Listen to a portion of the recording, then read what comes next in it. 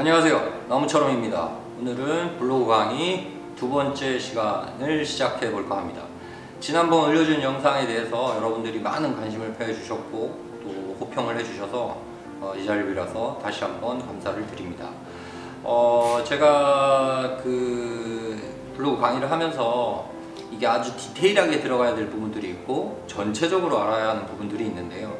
첫 시간에서는 제가 블로그를 하면서 요것만큼은 꼭 기억했으면 좋겠다 하는 세 가지를 말씀드렸다면, 이번에 제가 아니라 네이버 블로그의 공식 입장은 뭔지, 어떤 것들을 주로 상위 검색을 시켜주는지 그들의 공식 입장에 대한 부분들을 여러분에게 설명을 드려볼까 합니다. 네이버 공식 입장은 특히 그 뷰 검색이 생기면서요, 세 가지로 압축이 됩니다. 첫 번째, 자신이 경험한 것을 써라. 그래서 경험을 했는지 안 했는지를 파악하고 경험을 한 사람, 나 스스로 경험을 한 사람을 위주로 글을 올려주겠다, 이런 얘기들이 나옵니다. 그러면 여기서 경험이란 뭐냐? 사실 이게 참 얼토당토 않거든요. 이게 모든 포스팅은 내가 경험하지 않고는 쓸 수가 없단 말이죠. 그럼 모든 게 경험인데 왜 굳이 경험이란 말을 썼을까? 네? 이게 말이 되나? 이게 그럼 어떤 건 경험이고 어떤 건 경험이 아니란 말이에요. 자, 그럼 예를 들어 볼게요. 제가 만약에 꽃집을 하고 있어요. 꽃집을 하고 있는데 이쁘게 만든 꽃바구니, 이쁘게 만든 꽃다발, 뭐 부케, 이런 사진들을 예쁘게 담아서, 보통 꽃집 하시는 분들이 그렇죠. 그 사진을 3장, 4장, 5장 이렇게 올렸어요. 그렇다면 얘는 경험일까요? 아닐까요? 여기서 사람들이 혼선이 오는 거예요. 그러면 도대체 이 사진을 보고 누가 경험을 했나 안 했나 이걸 판단하는 말이죠. 이걸 네이버 직원들이 일일이 보고 판단한다? 이건 말도 안 되는 얘기고요. 네이버가 가장 자랑하는 네이버 인공지능, 네이버 AI가 사진과 글의 내용을 보고 이 사람은 경험을 했구나 아니구나 하고 판단을 하는데요. 직관적으로 글은 내가 뭐 경험해보니, 내가 체험해보니, 내가 먹어보니, 내가 만들어보니, 이런 식의 내용이 들어가는 게 당연하다면, 사진에서는 그럼 과연 무엇이 경험이고 아니냐를 나누냔 말이에요. 예, 결론은 경험의 주체는 사람입니다. 사람. 예? 그러니까 나예요. 나 또는 누가 됐든 사람이 할 때 우리는 경험했다 이렇게 얘기하는 거지, 사물 스스로가 경험할 수는 없는 거예요. 예, 그러다 보니 사진 속에 사람이 등장해야 되는 겁니다. 앞서 예를 들었던 꽃바구니 사진과 꽃다발과 그런 사진들을 그대로 놓으면 이건 경험했다고 판단하지 못하는 거죠, 네이버는. 예? 그게 아니라 꽃바구니를 만드는 사람의 모습이 들어간 사진, 또는 부케를 만드는 사람이 들어간 사진, 또는 부케를 든 사람의 사진, 이런 식으로 사람이 들어가야만 경험이라고 하는 거예요. 그래서 많은 분들이 너무나 포스팅을 잘 하고도 이 부분 때문에 검색의 상위 노출이 안 될 때가 굉장히 많아요. 예를 들면 네이버 안에 굉장히 유명한 그 여행 블로거들이 많잖아요. 어떤 분은 굉장히 잘 되고 있고 어떤 분은 잘 안 되고 있고, 이런 부분들이 있는데요. 여기서도 잘 보면 이 뷰 검색에서 경험을 강조한다, 이걸 네이버가 발표한 게 2018년이거든요. 그때 이후로 보면 어떤 블로거들은 본인 블로그 방문자 수에서 2배 이상으로 점프업을 하고요. 어떤 블로거들은 멀쩡히 잘 되던 블로그가 갑자기 방문자 수가 확 줄어요. 근데 막상 그 블로그를 하나하나 들어가 보면 점프업한 블로거들보다 뚝 떨어진 블로거들이 글도 훨씬 잘 쓰고 사진도 훨씬 잘 찍어요. 이게 완전 딜레마인 거예요. 너무 이상한 거 아니에요? 왜 글도 더 잘 쓰고 사진도 잘 찍었는데 얘는 노출해서 밀리고 더 못 쓴 사람은 올라가고? 이유는 간단해요.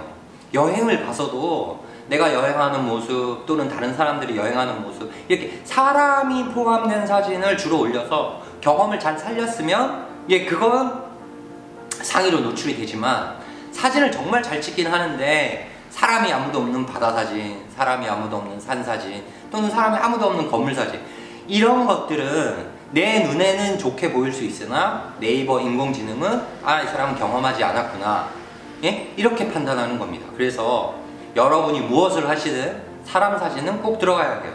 심지어는 맛집에 가서도요, 음식 사진, 메뉴판 사진, 간판 사진 이런 거 백날 올려봐야 그 안에서 사람들이 먹고 있는 모습들이 사진에 담기지 않으면 그건 경험으로 인정하지 않습니다.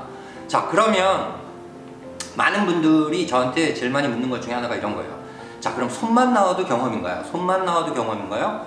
또는 뭐 등짝만 나와도 경험인가요?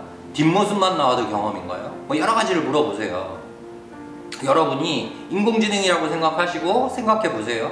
손만 나온 게 더 경험일까요? 전체가 다 나온 게 더 경험일까요? 예, 맞습니다. 당연히 전체가 다 나오는 게 더 경험인 거죠. 이 부분을 나는 뭐 상황이 그렇지가 못해 뭐 이렇게 해서 본인이 백날 얘기해 봐야 소용이 없어요. 이건 네이버 공식 입장이고요. 네이버 인공지능은 사람 개개인의 어떤 그 곤란한 점들, 예, 아니면 좀 난감한 부분들까지 이해하는 능력을 갖고 있지 않아요. 인공지능은 본대로 경험이다 아니다 이렇게 구분하는 거죠. 그러니까 이 부분을 꼭 기억하셔야 됩니다. 경험 이꼴 사람이 들어가야 한다 기억하시고요. 자, 그리고 두 번째는 시의성이에요. 시의성, 적시성이라고도 하고요. 쉽게 얘기하면 시점이라고 말할 수 있어요. 시점. 이게 도대체 무슨 말이냐? 그냥 우리말로 그대로 풀어서 얘기해 드리면요, 때에 맞는 이런 뜻이에요. 때에 맞는. 그러니까 가령 이제 만약에 지금 한여름이라고 생각해 보세요. 여름이면 내가 해수욕장 다녀오고 바다 다녀오고 뭐 등산하고 이런 사진들이 적절한 거예요. 반팔 입고, 예, 반바지 입고 이렇게 찍은 사진들이 적절하고 그런 내용이 와야 하는데, 한여름에 저 오늘따라 지난 겨울에 갔던 스키장이 생각나요 이러면서 스키장을 올려버리면 독특할진 모르겠으나 시점이 전혀 안 맞는 거죠. 이런 건 뒤로 다 빼겠다는 거예요. 뒤로. 예.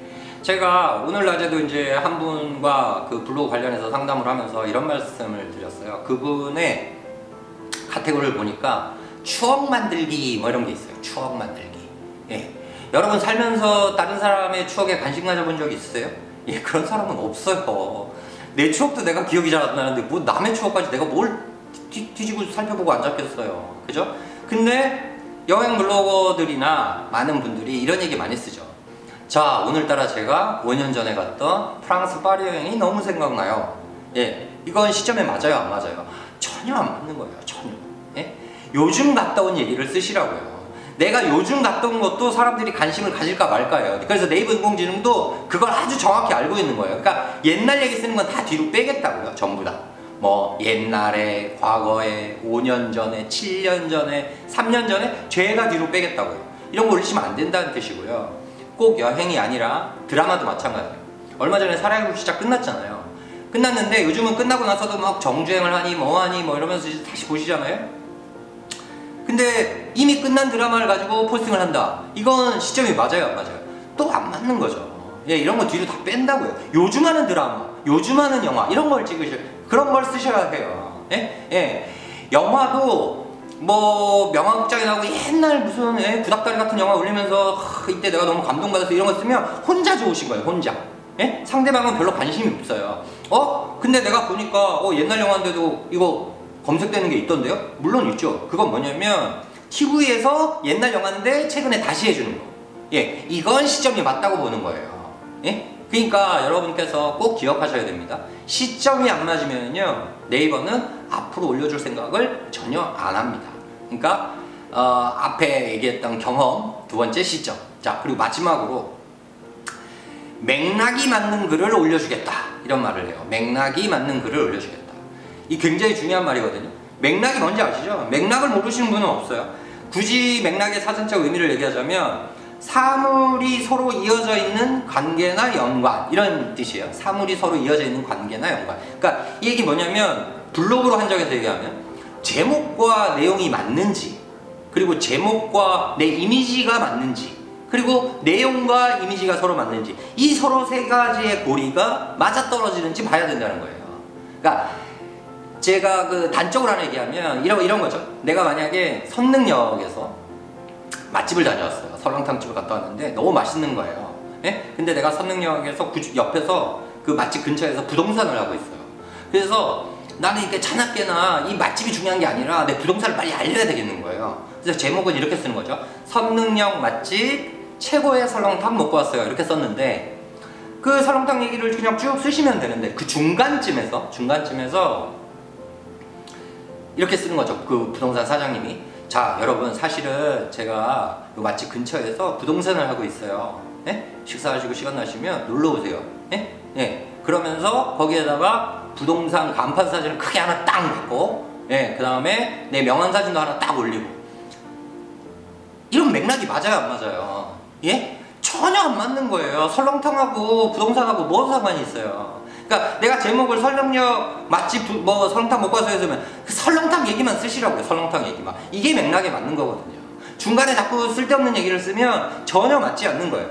네? 근데 여기서 제가 보면 또 많은 분들이 오류를 일으키는 게 나 뭐 설렁역 맛집 뭐 부동산 옆에 설렁탕 먹고 왔어요. 뭐 이렇게 해서 부동산이 들어가게 제목을 그럼 쓰면 되지 않냐. 그래서 나는 여기 부동산을 살짝 언급하지 않았냐. 이건 맥락이 안 맞는 거죠. 여러분도 아시잖아요. 그러니까 제가 그 수많은 강의를 하면서 수강생들한테 다른 사람 거를 보여줘요. 다른 사람 포스팅을 보여주면서 자, 여러분 이게 맥락이 맞는지 안 맞는지 맞춰보세요. 이러면 열이면 열이 다 전부 다 맞추세요. 이건 맥락이 맞다. 맥락이 안 맞는 거 보여드리면 야, 이건 맥락이 안 맞네. 너무 잘 아시는데요. 문제는 뭐냐? 본인 걸 몰라요. 본인 걸.